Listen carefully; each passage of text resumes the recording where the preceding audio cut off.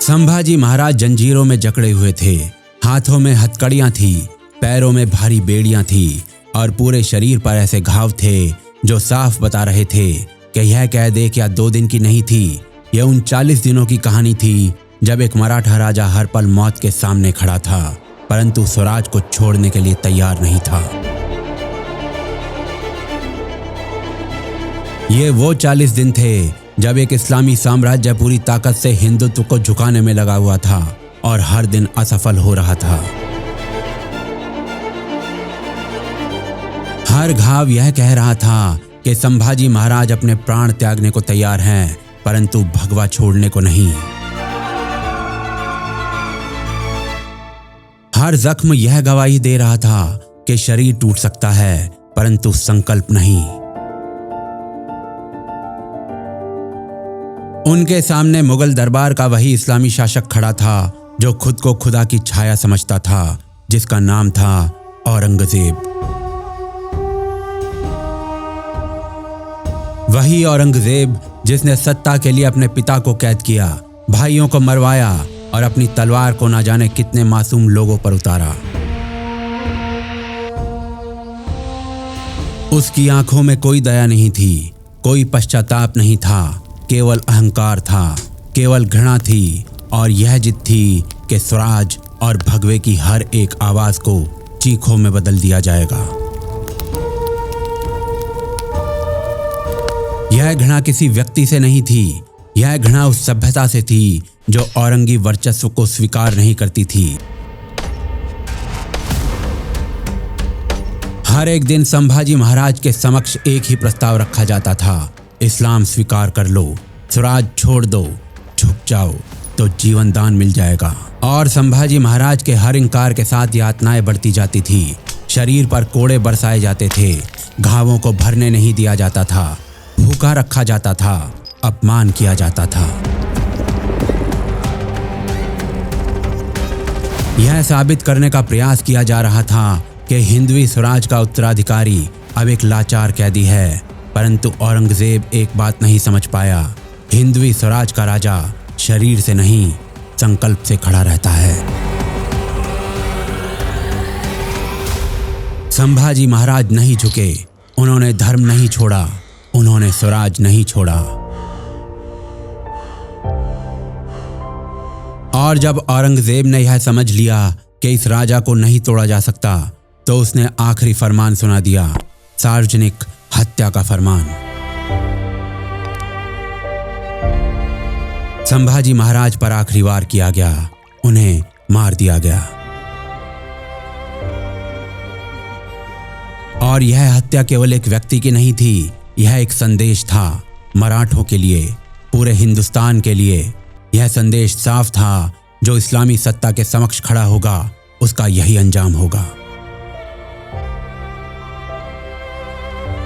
संभाजी महाराज की मृत्यु की खबर जैसे ही दक्कन की पहाड़ियों से उतरकर गांव-गांव पहुंची, पूरा हिंदवी समाज हिल गया। कुछ पल के लिए सन्नाटा छा गया, लेकिन यह सन्नाटा डर का नहीं था, यह उस क्षण का सन्नाटा था जब कोई समाज अपने भीतर अंतिम निर्णय ले लेता है। मराठा सरदारों के भीतर जो मतभेद थे, जो अंदरूनी राजनीति थी, जो व्यक्तिगत ईर्ष्याएं थी, वो उसी क्षण समाप्त हो गई। अब कोई अलग झंडा नहीं था, अब कोई अलग महत्वाकांक्षाएं नहीं थी, अब केवल एक ही बात बची थी, संभाजी महाराज का बदला उस इस्लामी शासक से जो भगवा और स्वराज को मिटाना चाहता था। रायगढ़ के किले में वातावरण भारी था, परंतु टूटा हुआ नहीं था। संभाजी महाराज के बलिदान के अगले ही दिन रानी येसुबाई ने यह स्पष्ट कर दिया कि मराठा साम्राज्य शोक में नहीं डूबेगा। रानी येसुबाई ने सभी प्रमुख मराठा अधिकारियों, सेना नायकों और प्रशासकों को तत्काल रायगढ़ में एकत्र होने का आदेश दिया। 12 मार्च 1689 को सभी धार्मिक विधियों और परंपराओं के साथ राजाराम महाराज का छत्रपति के रूप में राज्याभिषेक करवाया गया। यह औरंगजेब के लिए खुली चुनौती थी। संदेश साफ था कि हिंदवी स्वराज झुकने को तैयार नहीं है। यह राज्याभिषेक जानबूझकर शीघ्र किया गया ताकि मुगल यह समझ लें कि नेतृत्व समाप्त नहीं हुआ है, और यह समाचार जब औरंगजेब तक पहुंचा तो वह भीतर तक हिल गया। उसने सोचा था कि संभाजी महाराज की यातनापूर्ण मृत्यु हिंदवी स्वराज की रीढ़ तोड़ देगी, परंतु यहाँ तो हिंदुत्व की सत्ता और ज्यादा संगठित हो चुकी थी। औरंगजेब ने तुरंत अपने सबसे भरोसेमंद सेनापति जुल्फिकार खान को आदेश दिया कि राजाराम महाराज को किसी भी कीमत पर पकड़ लिया जाए। रायगढ़ पर चढ़ाई का उद्देश्य स्पष्ट था, मराठा नेतृत्व को पूरे तरीके से समाप्त कर देना। जुल्फिकार खान 15,000 से अधिक मुगल सैनिक लेकर रायगढ़ की ओर बढ़ चला। उसके साथ तोपें थी, घोड़े थे, हाथी थे, और वह घमंड था जो इस्लामी सल्तनत के साथ आता है। परंतु रानी येसुबाई स्थिति को बहुत स्पष्ट देख रही थी। उन्होंने समझ लिया था कि यदि मराठा शक्ति का पूरा केंद्र एक ही स्थान पर फंस गया तो स्वराज का भविष्य समाप्त हो सकता है। उन्होंने तुरंत आदेश दिया कि सरदार अलग अलग दिशाओं में निकलें। नेतृत्व बचेगा तभी संघर्ष बचेगा। राजाराम महाराज को हर हाल में सुरक्षित बाहर निकालना होगा, और इसी कारण राजाराम महाराज को भेष बदलकर रायगढ़ से बाहर निकाला गया। उनके साथ सीमित सुरक्षा थी। घने जंगल, पहाड़ी रास्ते, संकरी घाटियां, हर मोड़ पर मुगल गश्त कर रहे थे। यह यात्रा किसी भय का परिणाम नहीं थी, यह रणनीति थी। मराठा जानते थे कि यह युद्ध लंबा चलेगा, और लंबे युद्ध में वही टिकता है जो धैर्य रखता है। जुल्फिकार खान जब अपनी विशाल मुगल सेना के साथ रायगढ़ पहुंचा तब तक राजाराम वहां नहीं थे, परंतु मुगल क्रूरता यहीं नहीं रुकी। संभाजी महाराज की पत्नी येसुबाई, शिवाजी महाराज की पत्नी सकवार बाई और बालक शाहू को बंदी बना लिया गया। औरंगजेब की इस्लामी सत्ता ने हमेशा की तरह औरतों और बच्चों को दबाव बनाने का हथियार बनाया।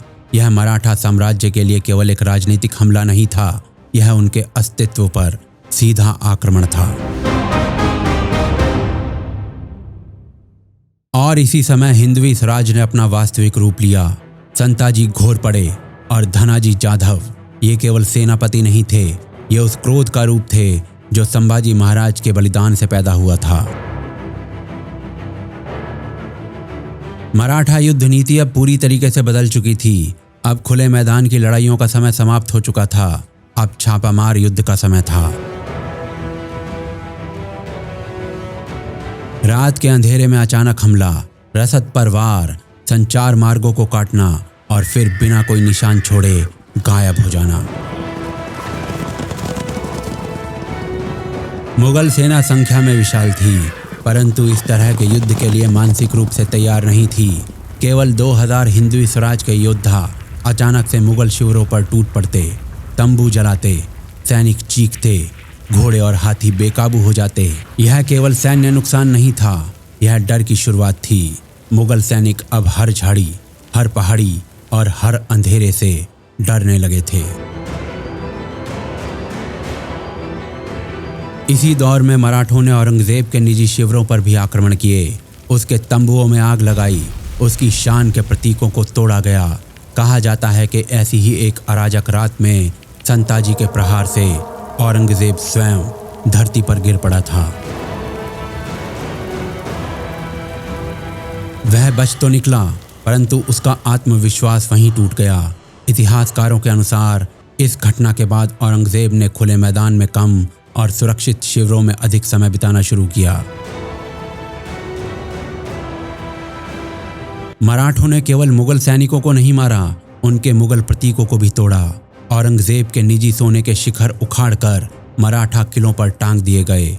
यह लूट नहीं थी, यह घोषणा थी कि औरंगी सत्ता का अंत नजदीक है। इसी समय मुकर्रम खान समक्ष आता है, वही मुकर्रम खान जिसने धोखे से संभाजी महाराज को पकड़वाया था।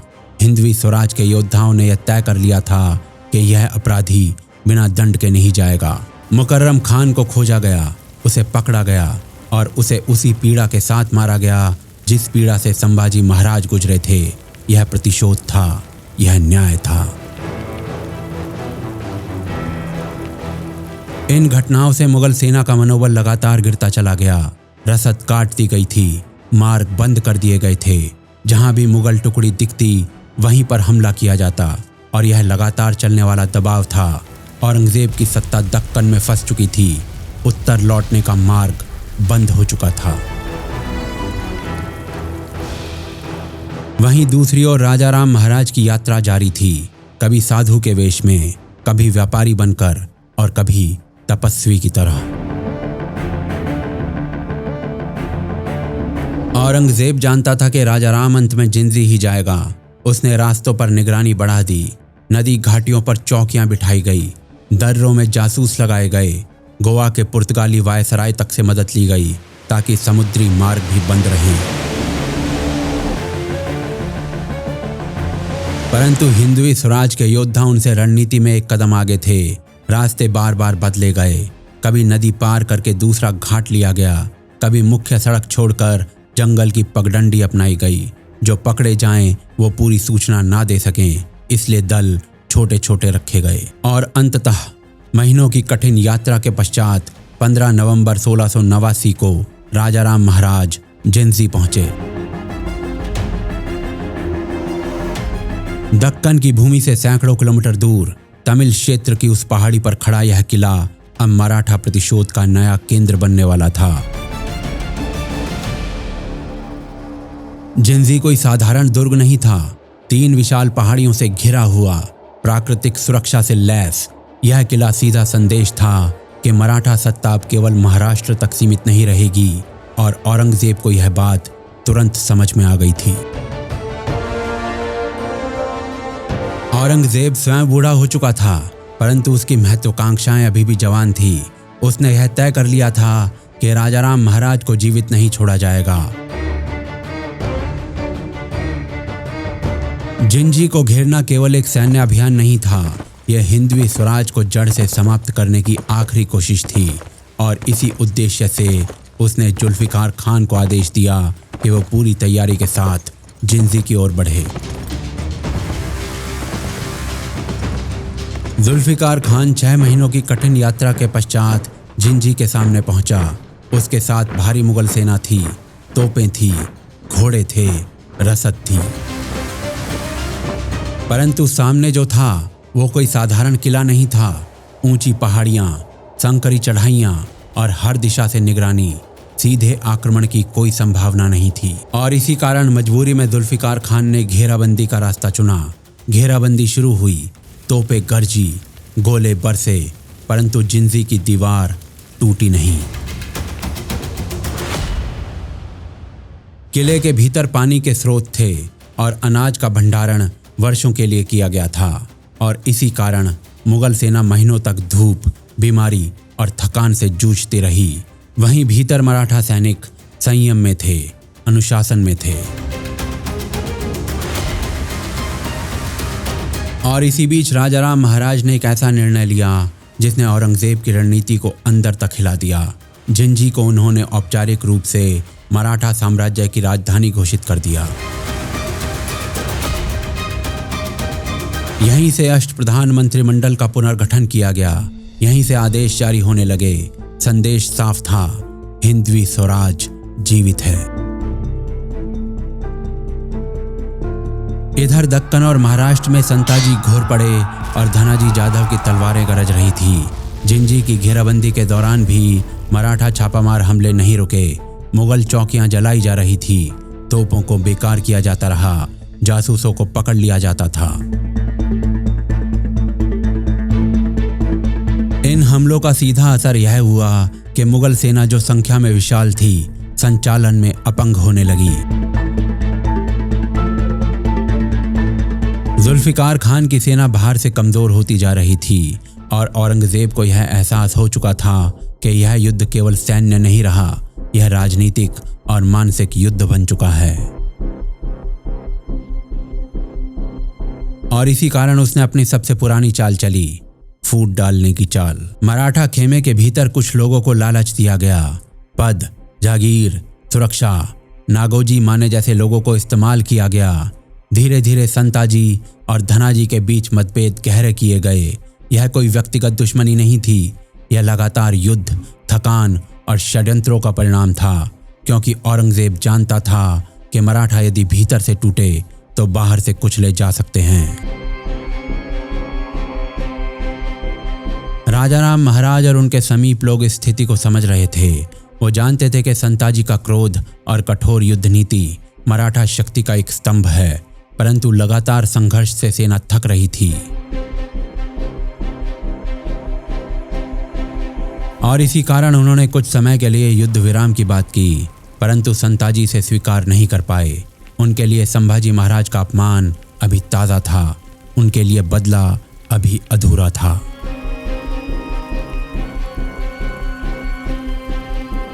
और यहीं से वह त्रासदी शुरू होती है जिसने मराठा इतिहास को भीतर तक झकझोर दिया। संताजी और राजाराम महाराज के बीच दूरी बढ़ने लगी, षड्यंत्र सफल होने लगे और अंततः संताजी अपने ही लोगों के विश्वासघात का शिकार हुए। एक ऐसा योद्धा जिसने मुगल साम्राज्य की रातों की नींद हराम कर दी थी, धोखे से मारा गया। संताजी घोरपड़े की मृत्यु हिंदवी स्वराज का अंत नहीं थी, यह केवल एक चेतावनी थी कि युद्ध केवल बाहर नहीं भीतर भी लड़ा जाता है। धनाजी जादव ने आगे बढ़कर मराठा सेनाओं की कमान संभाली, संघर्ष जारी रहा। इसी दौर में कासिम खान जैसे मुगल सरदारों को मराठों ने कर्नाटक क्षेत्र में घेरा।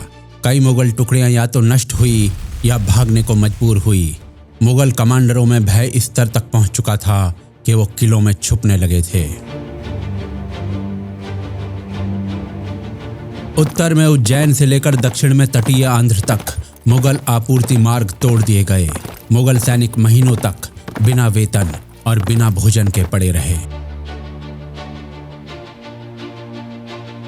फ्रांसीसी पर्यवेक्षक और यूरोपीय यात्रियों के अनुसार हर वर्ष मुगल सेना को भारी जनशक्ति और पशुधन हानि हो रही थी। दक्कन अभियान ने मुगल खजाने को लगभग खाली कर दिया था। 1706 तक धनाजी जाधव के नेतृत्व में मराठा सेनाएं गुजरात तक पहुंच चुकी थी और मुगल सूबेदारों को कर देने और संधि के लिए मजबूर किया जा रहा था। दूसरी तरफ औरंगजेब की हालत बद से बदतर होती जा रही थी। दक्कन अभियान पर अनुमानतः मुगल खजाने का 1/3 हिस्सा खर्च हो चुका था। दिल्ली से आने वाला राजस्व युद्ध में झोंका जा रहा था। सेनाएं मर रही थी, बीमारियां फैल रही थी। औरंगजेब के कई पुत्र और पोते इस अभियान के दौरान मारे जा चुके थे या अपंग हो गए थे। वर्षों तक दक्कन में डेरा डाले रहने के बावजूद वह मराठों को निर्णायक रूप से हरा नहीं पाया था। दूसरी तरफ मराठा हमले लगातार जारी थे। जुल्फिकार खान को अंततः जिंजी की घेराबंदी ढीली करनी पड़ी। वह समझ चुका था कि यह किला तोड़ा नहीं जा सकता और इस तरह औरंगजेब का सबसे बड़ा अभियान असफल हो गया। इसी प्रकार वर्ष बीतते गए। औरंगजेब बूढ़ा होता गया और आखिर में उसकी मृत्यु 1707 में अहमदनगर के पास हुई, दक्कन में, उसी भूमि पर जिसे वह कभी जीत नहीं सका।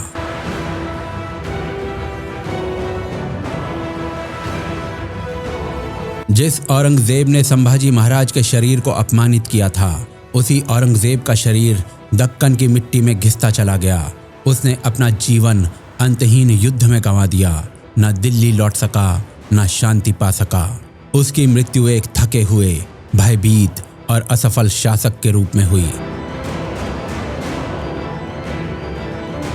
जिस औरंगजेब ने संभाजी महाराज के शरीर को टुकड़ों में कटवाया था, उसी औरंगजेब का साम्राज्य हिंदवी स्वराज्य के सामने टुकड़ों में टूटने वाला था।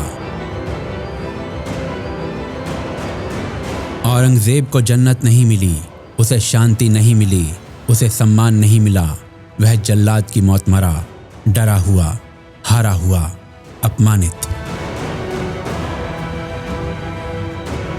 और संभाजी महाराज की मृत्यु के पश्चात हिंदवी स्वराज्य कमजोर नहीं हुआ। अगले 50 वर्षों में वही हिंदवी स्वराज्य दिल्ली के तख्त तक पहुंचा। औरंगजेब खुद तो मिट गया, परंतु संभाजी महाराज आज भी हर स्वराज्य का सपना देखने वालों की रगों में जीवित हैं। यही हिंदवी स्वराज्य का बदला था, यही न्याय था।